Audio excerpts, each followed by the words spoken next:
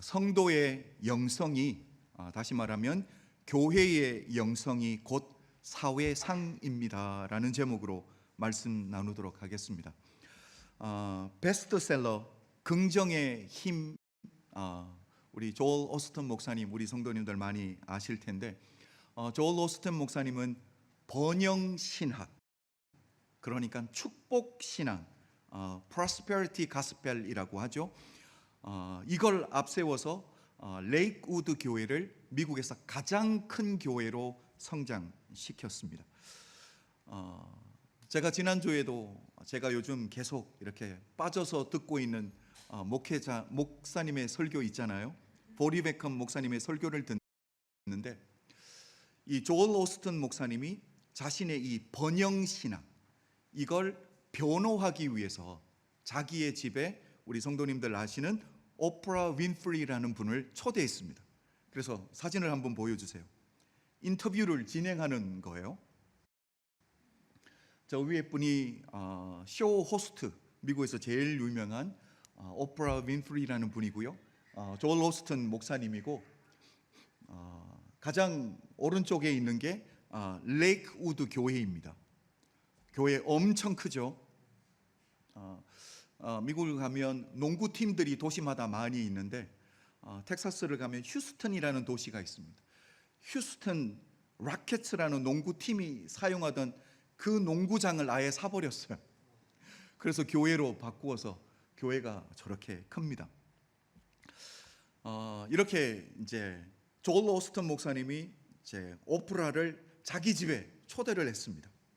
그래서 인터뷰를 진행하는 과정 속에서 자기가 가지고 있는 그 신학, 번영 신학이죠, prosperity gospel을 변호하는 이런 프로그램을 가지게 됩니다. 이 영상을 보리 베컴 목사님이 자기 설교 시간에 보여줘요. 그리고 영상이 끝난 이후에 이 번영 신학, 이게 가짜 복음일 수밖에 없는 이유를 설명하는 부분이 또 있습니다. 자, 다음 걸 한번 보여주세요. 인터뷰 내용입니다. 오프라 윈프리가 이렇게 말합니다. 목사님이 번영을, 프로스페리티를 설교한다고 많은 사람들이 비판하는데, 내가 그 비판들을 읽으면서 왜 사람들이 목사님이 번영을 설교한다고 비판할까라는 생각을 하게 되었습니다. 왜냐하면 진짜 하나님이라면 우리가 가난하고 비참하게 살기를 원하시겠어요? 라고 오프라가 질문을 합니다. 그러니까 복음을 이미 왜곡해 버린 거죠. 여러분, 목사님의 설교를 듣는 많은 군중들 속에 가난한 사람이 없겠습니까? 내가 처해 있는 상황이 정말 비참한 상황에 놓여 있는 사람들이 없겠습니까? 그렇다면 그들이 섬기고 있는 하나님은요, 가짜 하나님이 되어버리는 거예요. 내게 복을 주시는 하나님만이 하나님이라고 이렇게 주장을 해버렸습니다. 그런데 더 큰 문제는 목사님의 대답이죠. 나도 같이 생각하고 있습니다. 여러분, 이걸 성도님들 속에 가난한 분이 듣고 있고, 내가 처해 있는 상황이 정말 고난의 시간을 통과하는 분이 목사님의 이 대답을 듣는다면, 그러면 내가 여태까지 섬기고 붙들어왔던 하나님은 정말 하나님이 아닌가? 그렇잖아요. 목사님이라면 어떻게 대답해야 됩니까? 성도님들이 가난에 처해 있을지라도, 아니면 비참한 상황에 놓여 있을지라도, 그 상황 가운데서도 하나님을 바라보십시오. 하나님이 여러분을 위로해 주시고 건져 주실 것입니다. 이게 진짜 복음 아니겠습니까? 그러면서 진행자가, 오프라가 목사님의 거실에 이 그랜드 피아노가 얼마나 멋진 게 있는지 우리 그랜드는 그랜드도 아니에요. 그러니까 멋진 그랜드 피아노가 있는데 그걸 살짝 보면서 또 이렇게 묻습니다. 혹시 목사님에게 있는 이 그랜드 피아노 때문에 혹시 미안한 마음이 드셨던 적이 있나요? 라고 물어봐요. 그러니까 하나님 주신 복이잖아요, 그랜드 피아노가. 이것 때문에, 하나님 주신 복 때문에 다른 사람에게 혹시 미안해 봤던 적이 있습니까? 물어보는데 목사님이 뭐라고 말하냐면, 오프라, 나는 정말 미안한 마음을 가져본 적이 없습니다 라고 대답을 해요. 그리고 이제 한참 대화가 진행되다가 이제 그걸 끝내고 목사님이, 보리 베컴 목사님이 이렇게 정확하게 지적을 합니다. 자, 다음 슬라이드를 보여주세요. 이렇게 말합니다. 그가 전하는 복음은 또 다른 복음입니다. 그것은 번영복음, prosperity gospel입니다.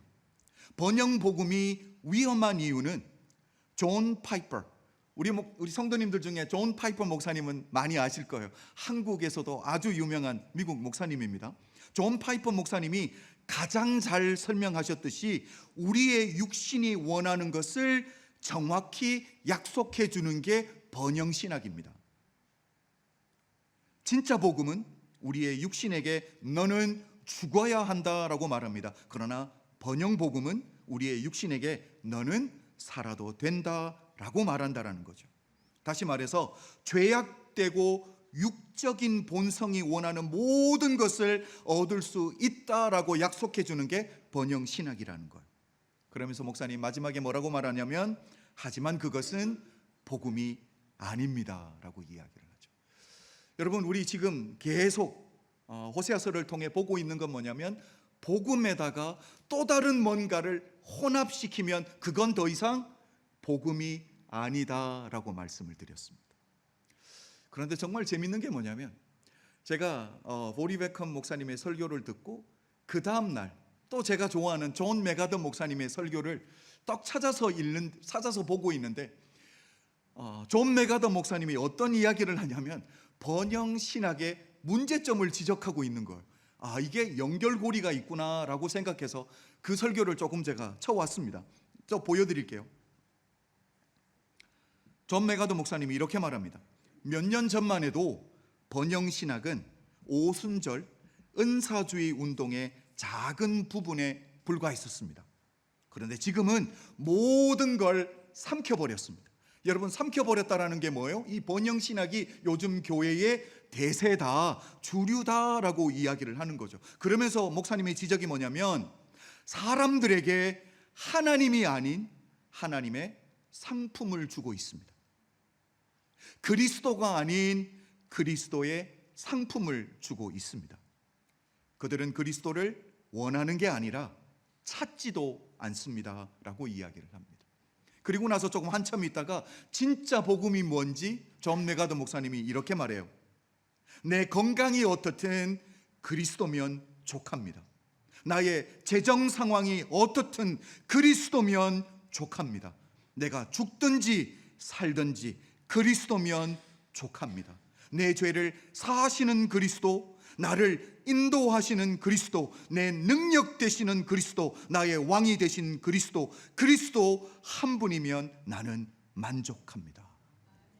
이 말씀을 하시고 잠깐 호흡을 가다듬으세요. 그리고 나서 안타까운 목소리로 이렇게 말합니다. 오늘날 이런 고백은 듣기 어렵습니다. 여러분, 목사님의 이 말씀, Giving people the products of God but not God, 하나님을 주는 것이 아니라 하나님의 상품을 주는 것. 여러분, 이 말씀을 듣는데 지금 제가 호세아서를 계속 묵상하고 있는데 오늘 본문과 그대로 연결이 되는 거예요.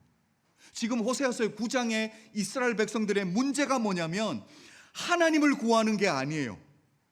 하나님이 아니라 하나님이 허락하시는 상품이에요. 그러니까 하나님이 공급해 주시는 것들만 관심을 가지는 거예요. 그럴 때 오늘 호세아서 9장에서는 하나님이 이 문제를 어떻게 조치하실 것인지를 이야기를 합니다. 결과가 말씀드리면 내가 다 거두어 가겠다라고 이야기를 합니다.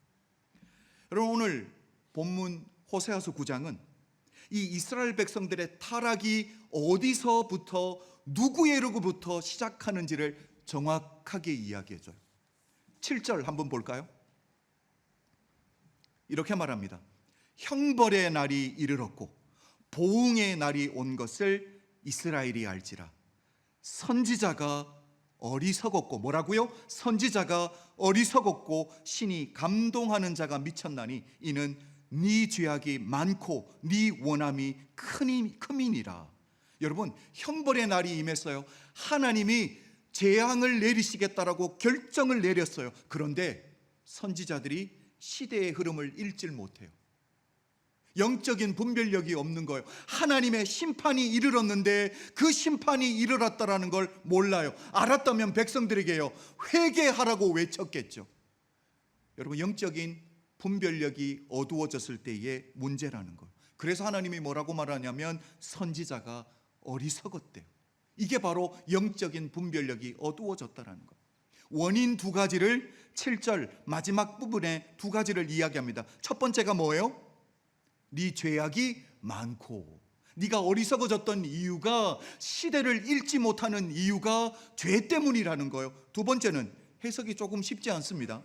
네 원한이 크민이라고 말씀하고 있어요. 여러분, 우리 한글 성경에서는 원한이라고 번역을 했는데 영어 성경을 보면 Your hostility is so great. 여기서 말하는 hostility라는 것은 여러분 적개심이에요. 누군가를 향해 가지는 적대감이에요. 그런데 어리석은 선지자들이 어디서 누구에게 적대감을 가지는지 다음 절 8절에서는 그 답을 주고 있습니다. 마지막에 뭐라고 말하고 있습니까? 그의 하나님의 전에는 원한이 있도다. 여러분, 지금 선지자들이 어디서 적대감을 가지고 있어요? 하나님의 말씀이 선포되는 성전 안에서, 예배당 안에서 적대감을 가진다라는 거예요. 하나님의 말씀이 선포되는 것, 하나님의 뜻이 이루어지는 부분에 있어서 적대감을 선지자들이 가지고 있대요.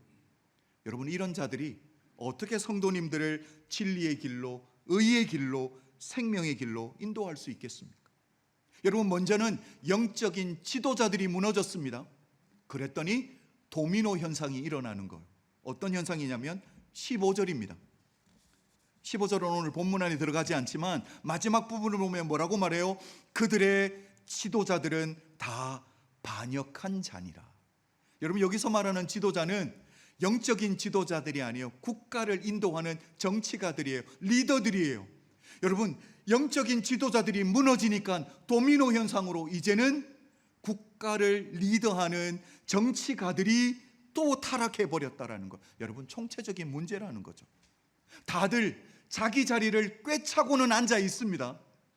타이틀은 가지고 있어요. 선지자들은 여전히 선지자라는 타이틀을 가지고 하나님의 말씀을 선포하고 있습니다. 정치가들은요, 자기 자리에 여전히 앉아 있습니다. 그런데 그 타이틀과 그 자리에 주어지는 책임과 의무는요, 어느 누구도 제대로 감당하는 사람이 없는 시대가 되었다라고 이야기를 합니다. 여러분, 오늘 호세아서 9장에 전체적인 스토리 라인, 스토리의 흐름이 어떻게 되냐면, 우리 하나님이 가장 먼저는 이스라엘 백성들의 영적인 상태를 지적하세요. 그리고 나서 2절부터는 뭘 하시냐면 이들에 대해서 하나님이 엄중한 조치, 내가 그들에게 주었던 것 다 거두어 가실 거야 라고 이야기를 하십니다. 자, 먼저 영적인 상태를 볼까요? 1절입니다. 1절 우리 다 한번 읽어주십시오. 시작.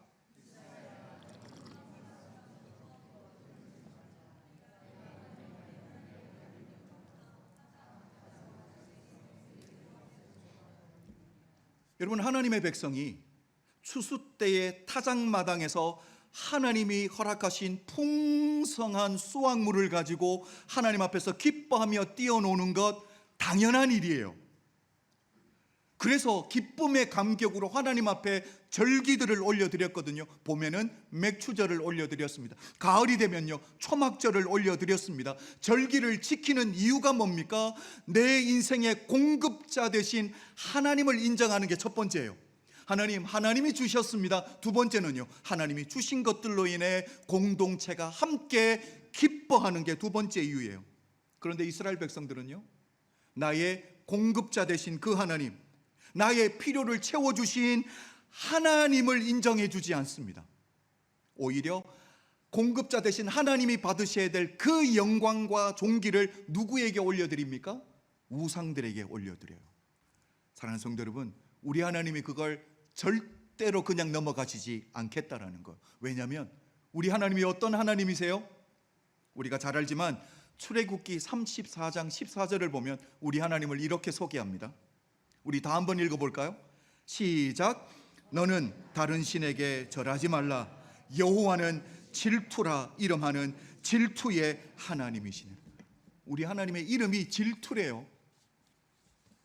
여러분, 질투하는 하나님이시기 때문에 우리 하나님이 뭘 하시겠냐면 내가 너희들에게 허락했던 거 다 거두어 갈 거야, 다 빼앗아 가겠다라고 이야기를 하는 거예요.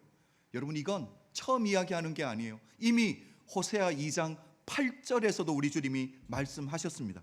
한번 볼까요? 2장 8절이에요.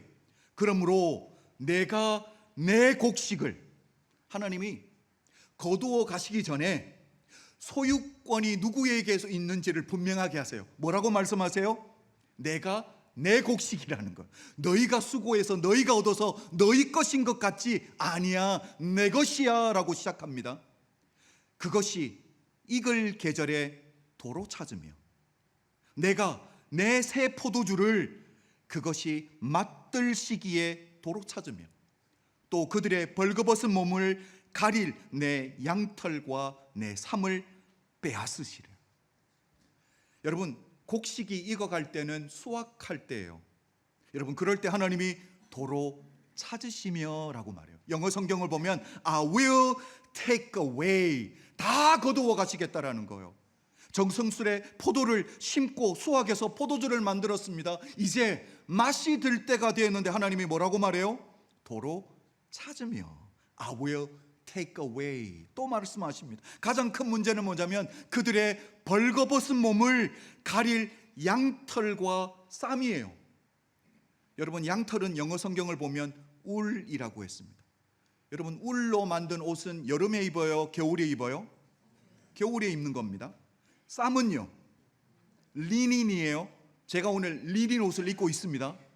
리닌은 겨울에 입어요, 여름에 입어요? 여름에 입는 것입니다. 그러니까 하나님이 뭐라고 말하냐면 추운 한 시절 아니면 더운 한 시절이 아니에요. 제법 오랜 시간이에요. 계절이 가고 또 계절이 바뀌어도 아예 몸을 가리지 못하게 벌거벗은 채로 내가 두겠다라는 거예요. 내가 너희 불순종하는 너희를 벌거벗은 채로 수치당하게 만들겠다라고 이야기를 하고 있는 거죠. 여러분, 너무 무서운 말씀 아닙니까? 여러분, 여기서 우리가 질문을 하나 해봐야 돼요. 하나님께서 당신의 사랑하는 백성들, 자녀들에게 이렇게까지 가혹하게 하셔야 될 이유가 뭘까라는 질문을 해봐야죠. 여러분, 우리 하나님이 이렇게까지 하셔야 되는 이유가 뭐예요? 앞에서도 말씀드렸지만 오프라 윈프리가 말한 대로 가난하고 비참하면 그 하나님이 우리 하나님이겠어? 근데 우리 하나님은요, 내가 너희를 그렇게 만들어 버리겠다라는 거예요. 여러분, 복음을 분명하게 알아야 됩니다. 여러분, 1절에서 2번 반복되는 한 단어가 있어요.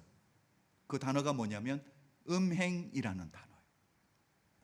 영어 성경을 보면 For you have been unfaithful. 여러분, unfaithful이라는 단어는 호세아서에서 계속 나오고 있는 거예요. 이미 우리 성도님들 뜻도 알 거예요. 무슨 뜻입니까? 외도를 하는, 바람을 피우는 이라는 뜻이에요. 이스라엘 백성들이 이랬다라는 거예요. 영적인 외도를 했다라는 거예요. 영적인 바람을 피웠다라는 거예요. 우리 지난주에도 계속 살펴보았지만 여러분, 이스라엘 백성들이 영적인 외도를 했습니다. 우상 숭배를 통해 하나님이 하나님의 백성에게 주신 예배의 규례가 있어요. 우상을 숭배하는 자들은요, 자기가 숭배하는 우상에게 드리는 제사의 규례가 있습니다. 그런데 이스라엘 백성들이 뭘 했어요? 이 두 가지를 혼합시켜 버렸어요. 이게 오랜 세월이 지나니까 하나님이 기뻐 받으시는 예배의 규례가 무엇인지조차 혼동이 되어 버렸습니다. 그래서 우리가 봤던 게 지난주 아닙니까? 7장 14절이에요. 곡식과 새 포도주로 말미암아, 그러니까 이스라엘 백성들이 풍년을 기르며 하나님 앞에서 기도한다고 기도하는데 어떻게 기도했어요? 사무엘상 18장에서 바알 선지자들과 아세라 선지자들이 날카로운 것들로 자기의 몸을 상하면서 뛰어놀았듯이 이스라엘 백성들이 그렇게 했다는 거. 여러분, 그런데 이게 바른 규례인지 잘못된 규례인지를 몰랐다는 거. 여러분, 혼합을 하고 난 이후에 세월이 지나면서 혼합의 문제로 발생되는, 나타나는 문제들이 이런저런 모습으로 이스라엘 백성들의 삶 가운데 계속 나타나고 있는 거예요. 가장 심각했던 게 1절 마지막 부분입니다. 이렇게 말하잖아요. 각 타작마당에서 음행의 값을 좋아하였느니라. 여러분, 이게 무슨 말일까요? 우리 한글 성경은 타작마당에서 이스라엘 백성들이 뭘 하고 무엇 때문에 좋아했는지를 분명하게 이야기하지는 않습니다. 그냥 음행이라고 말해요. 그런데 영어 성경을 보면 더 적나라하게 조금도 숨김없이 다 까발려 버립니다. 영어 성경을 보면 뭐라고 말해요? You love the wages of a prostitute at every threshing floor. 모든 타작마당에서 창녀짓을 하고 번 돈으로 인해서 기뻐했다라는 거. 여러분, 지금 어떤 상황인 겁니까? 타작마당에서 수확했어요. 돈을 벌었습니다. 그 돈을 가장 먼저 어디에 쓰고 있는 거예요? 타작마당으로 창녀들을 부르는 거예요. 육체적인 쾌락을 부르는 거예요. 그리고 나서 창녀들은요, 돈 번 것으로 인해서 좋아하고 있다라고 이야기를 합니다. 여러분, 몇몇 타작마당이 아니에요. 영어 성경을 보면 뭐라고요? every라는 단어가 섞였어요. 모든 타작마당에서 이 일이 벌어지고 있었습니다. 여러분, 더러운 짓을 사람들은 밀폐된 공간에 가서 합니다. 그런데 이 시대는 어때요? 오픈 스페이스예요. 타작마당이에요. 여러분, 이걸 통해 우리가 뭘 볼 수 있습니까? 모든 사람이 하고 있습니다. 그러니까 이게 보통인 거예요. 이게 일상생활인 거예요. norm이 되어버렸습니다. 여러분, 우리 인생에 죄가 반복되게 되면 죄의식이 무뎌질 수밖에 없습니다. 죄의식이 무뎌지게 되면요, 이게 우리의 삶의 norm, 보통이 되어버립니다. 여러분, 죄가 일반화되는 그 사회의 결과는 뭐냐면 하나님의 심판이 오게 됩니다. 조금 이따가 보게 되겠지만 이게 역사적으로 끊임없이 이루어지는 거예요. 죄가 반복되고 죄의식이 무뎌져요. 그러면 그게 그 사회의 보통, norm이 되어버려요. 그러면 하나님의 심판이 항상 온다라는 거예요. 여러분, 여기서 이렇게 빠져나올 수 없는 사이클에 빠져 있는 것. 저는 이 부분을 묵상하다가 제가 중고등부 전도사 시절에 학생들을 데리고 멕시코 선교를 갔던 일이 떠올랐습니다.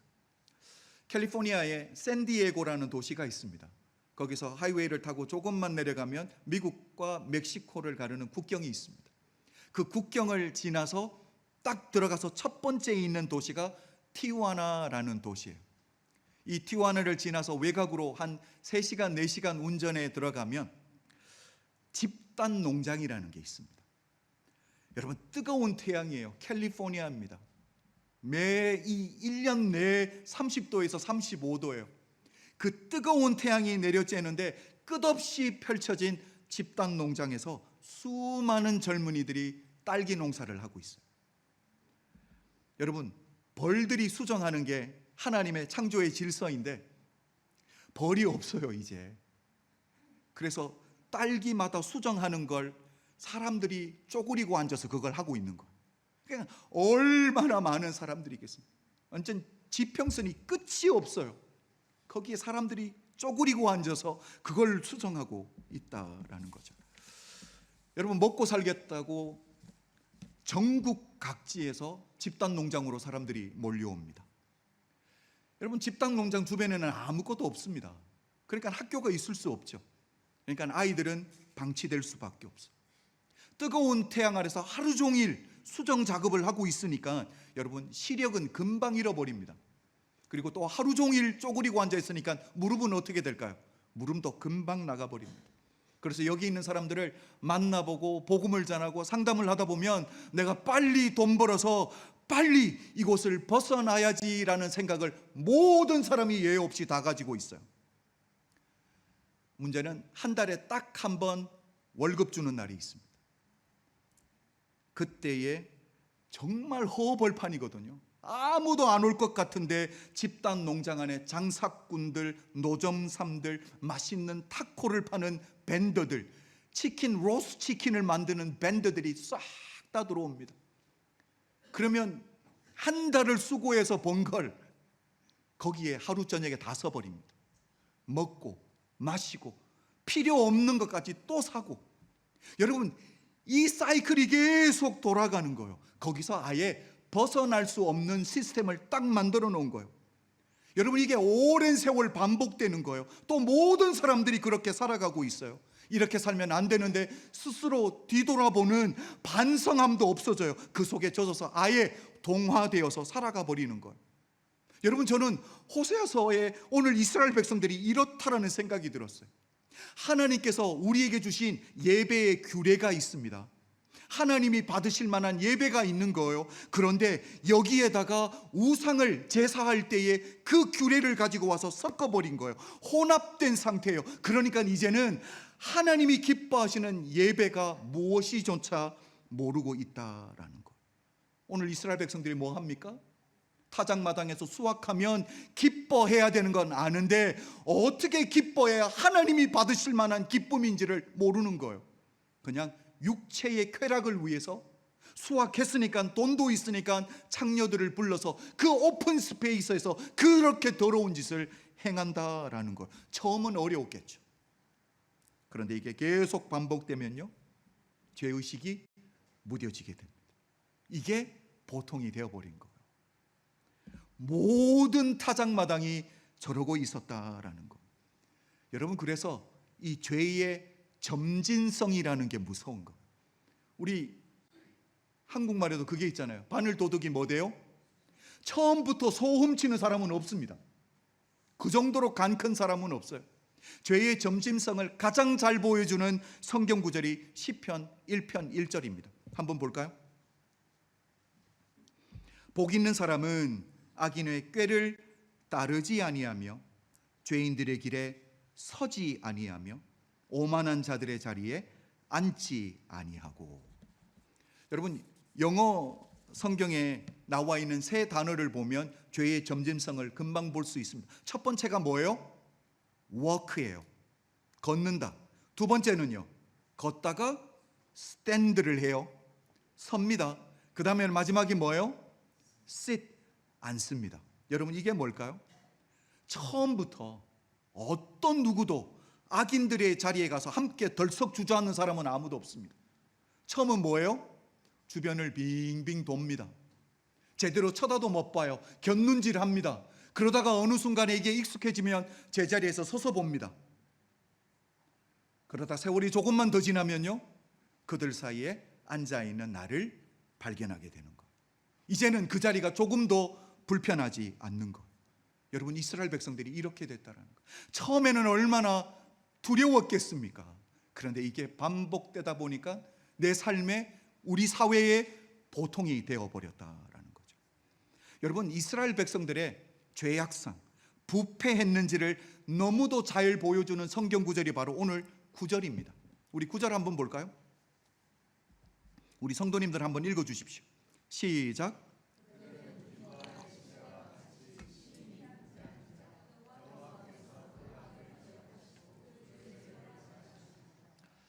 여러분, 열왕기 상하를 보면 수많은 왕들을 소개합니다. 그런데 이 왕들의 집권, 통치 기간이 끝나고 나면 항상 뒤따르는 게 뭐냐면 하나님의 평가예요. 여러분, 하나님의 평가의 기준이 뭐냐면 의로운 왕은 다윗의 길을 따랐고 불의한 왕들은요, 다윗의 길을 따르지 아니하였고. 여러분, 하나님이 왕들을 평가하시는 기준이 바로 다윗 왕이었어요. 여러분, 다윗에게 있어서 이게 얼마나 영예로운 일이겠습니까? 여러분, 오늘 본문도 또 그렇다라는 거예요. 하나님께서 호세아 시대에 이스라엘 백성들이 정말 부패했고 그리고 심판할 수밖에 없다라는 것을 설명해 주기 위해서 사용했던 표현이 뭐냐면 기브아 시대와 같이 심히 부패한지라라고 말하고 있어요. 여러분, 이렇게 말하면 듣는 사람들이 다 알만한 사건이겠죠, 그렇죠? 하나님이 어떤 한 사건을 가지고 왔어요. 기브아 시대에 있었던 한 사건을 가지고 와서 이스라엘 백성들, 현재의 이스라엘 백성들이 그 시대의 사람들처럼 부패했다라고 말해요. 더 이상 설명이 필요 없는 거죠. 여러분이 기브아 시대라는 것은 사사기 시대에 있었던 일이에요. 여러분, 이게 바로 그 시대의 사회 상이에요. 시대 상이에요. 그 시대를 잘 보여주는 이야기다라는 거죠. 자, 하나의 사건을 소개합니다. 그 사건의 배경이 뭐냐면 사사기 19장, 20장, 21장이에요. 여러분, 우리가 알지만 사사기 시대는 수많은 범죄들이 이루어졌어요. 그런데 이 사건이 바로 absolutely the worst. 이게 최악이에요. 이것보다 더 악한 건 없어요. 근데 하나님이 지금 호세아 시대의 이스라엘이 이때 같았다라는 거. 자, 스토리는 이렇게 시작합니다. 에브라임 산지예요. 거기 레위인이 있는데 레위인이 첩을 들이게 됩니다.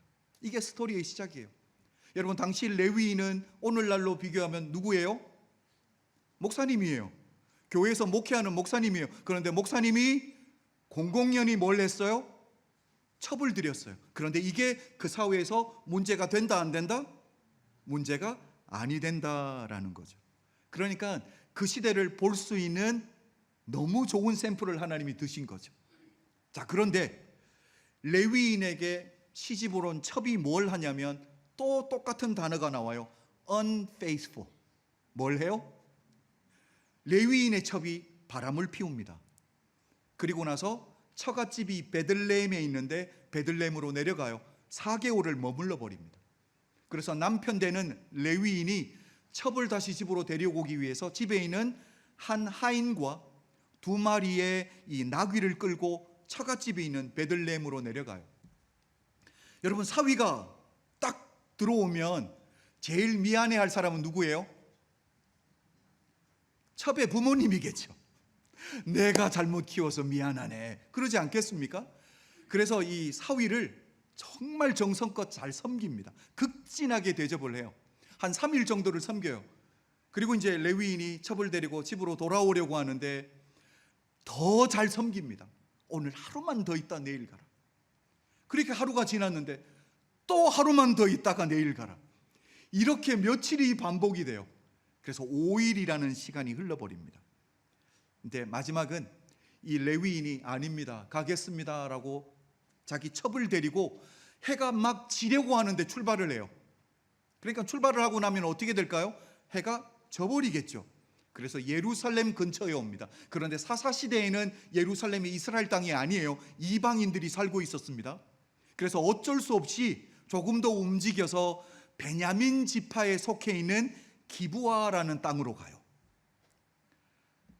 늦은 시간에 들어갔더니 한 노인이 그들을 맞이해 줍니다. 그리고 자기 집에서 쉬라는 거예요.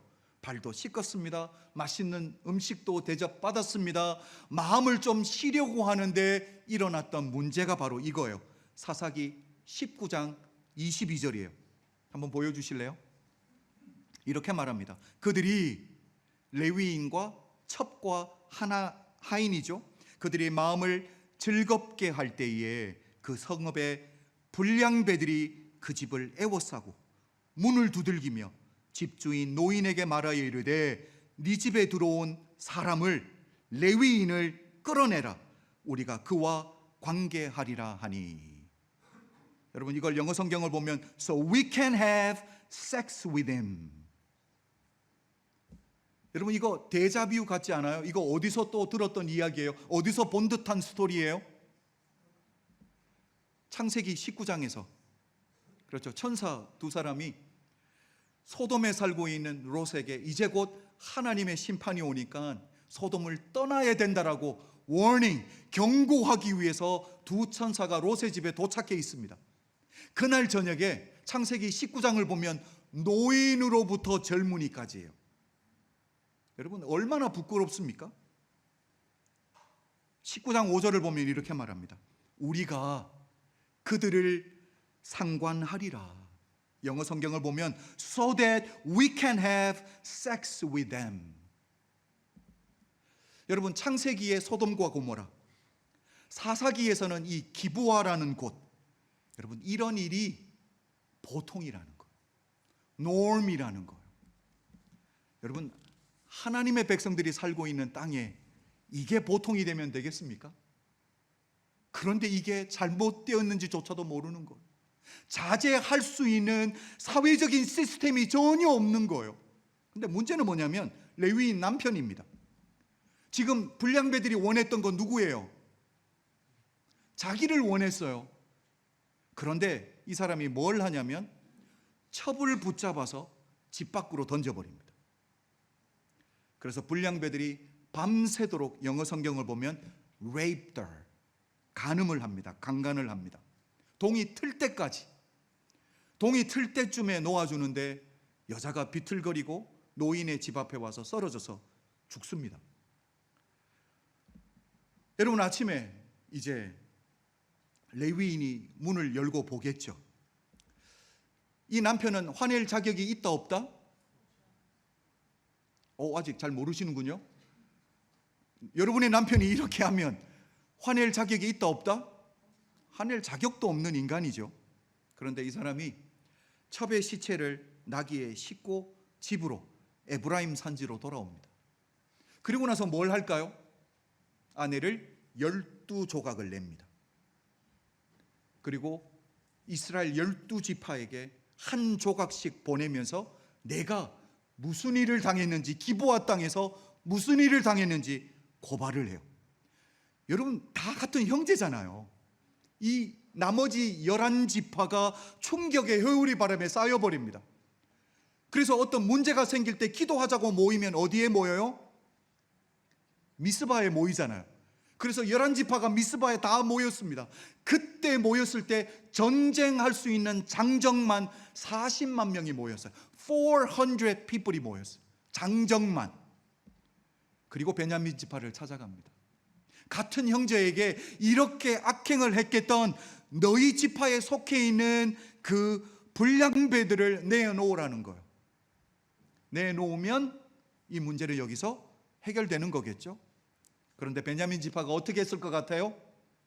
거절합니다. 그러니까 나머지 이 11지파가 화가 치밀어 올라서 같은 형제들끼리 민족 간의 전쟁이 일어나요. 11지파가 한 지파를 공격합니다. 이게 전쟁이 되겠습니까? 일방적으로 당하죠. 거의 멸망당할 위기에 놓였어요. 멸절할 위기에 놓였어요. 이제는 이 베냐민 지파 전체에 겨우 400명 남았어요. 다 철저하게 죽였어요. 여자가 없을 만큼 다 죽였습니다. 죽이고 있다가 나머지 11지파가 깨닫게 된 거예요. 아니, 하나님이 우리에게 12지파를 줬는데 오늘 우리가 이렇게 다 쓸어버리면 한 지파가 없어지게 되네. 딱 깨닫고 여기서 멈춰야지 하고 멈추게 됩니다. 이게 기브아 시대의 사건이에요. 여러분, 여기서 당시 그 기브아 시대, 그 시대상이잖아요. 이게 보통이 되어버린 문제들이 얼마나 많이 있습니까? 첫 번째가 뭐예요? 먼저 영혼을 섬기기 위해 거룩하게 구별되어 있었던 레위인들이 첩을 없는 게 보통이었어요. 이게 사회에서 부끄러운 일이 아니었어요. 흔히 일어나는 일이에요. 여러분, 영적인 지도자인 레위인이 첩을 얽고 타락할 시대만큼 여러분 이렇게 타락한 시대였다라고 이야기를 하는 거예요. 그러면 나머지 사람들은요? 성직자가 이렇게 타락했으면요, 나머지 사회는 어떻겠냐라는 거예요. 두 번째는요, 레위의 첩이 unfaithful, 바람을 피웠어요. 그렇게 부패한 사회라는 거. 목회자가 첩을 드리고 그 첩은 바람을 피우고, 그러니까 모두가 외도하는 시대였다라고 이야기를 하는 거예요. 그리고 불량배들은요, 마음껏 활개치며 다니는 사회 구조였어요. 이걸 자제할 수 있는, 제재할 수 있는 사회 장치가 없어요. 시스템이 없어요. 아예 붕괴되었든지 만들어져 있지도 않아요. 여기에다가 남편이라는 레위인은 어떻습니까? 자기 살겠다라고 첩을 밖으로 던져버렸습니다. 여러분, 나한 사람 희생해서 사랑하는 사람을 어떻게든 세워주려고 하는 게 아버지들이 가지고 있는 마인드 아니에요? 나 한 사람 희생해서 내 가족을 어떻게 하면 잘 부양할 수 있을까? 이게 남자들의 일반적인 마인드 아닙니까? 그런데 이 남편은요, 그 시대의 남자들은 뭘 해요? 나 살겠다라고 집안 식구들을 희생시키는 너무도 자기 중심적인 사회였다라는 거예요. 그러니까 남성들이 하나님에게 있는 남성다움을 보여주지 못하는 시대였다라는 거예요. 여러분, 우리가 왜 결혼을 합니까? 하나님이 우리에게 결혼이라는 제도를 주신 이유가 뭐예요? 한 번이라도 상담 받아보셨어요? 성경적인 상담을? 하나님이 인간을 창조하셨는데 남자와 여자가 나왔습니다. 왜냐하면 창조된 인간은 하나님을 다 담을 수 없다라는 거. 그래서 남자와 여자가 나왔습니다. 그래서 결혼을 하는 거예요. 왜요? 내게 없는 하나님의 또 다른 사이드를 결혼을 통해서 아내를 통해 경험하는 거예요. 아내들은요, 남편을 통해 경험하는 거예요. 아, 남편이 이렇게 나를 보호해 주시니까 하나님이 나를 이렇게 보호하시는구나. 아내를 보면서 이렇게 섬세하게 가정들과 자녀들을 양육하는 것 보니 우리 하나님이 우리 자녀들을 내 인생도 이렇게 섬세하게 지키시고 보호하고 인도하시겠구나. 여러분, 하나님이 결혼 제도를 주신 이유는 단 하나예요. 이걸 통해 하나님을 찬양하는 거예요. 여러분, 그런데 그 시대는요, 내가 피해 보지 않겠다라고 첩을 불량배들에게 던져주는, 그래서 밤새 강간당하고 죽게 만드는 그런 시대였다라니. 하나님의 남성성이 이스라엘 백성들 안에서 전혀 나타나지 않아요. 저는 우리 프랑크푸르트 은혜교회 남자 집사님들 또 남성들에게 우리 하나님의 남성의 미가 넘쳐나기를 주의 이름으로 축복합니다. 이거 아닙니다. 큰 소리 치는 게 아니에요. 보호예요. 프로텍션이에요. 나를 희생하는 거예요. 그래서 예수님이 교회를 사랑하시되 생명 주시기까지 사랑하시는 거. 그게 하나님의 남성의 미라는 거예요. 왜 나이 드신 권사님들만 아멘이 큰지 모르겠어요.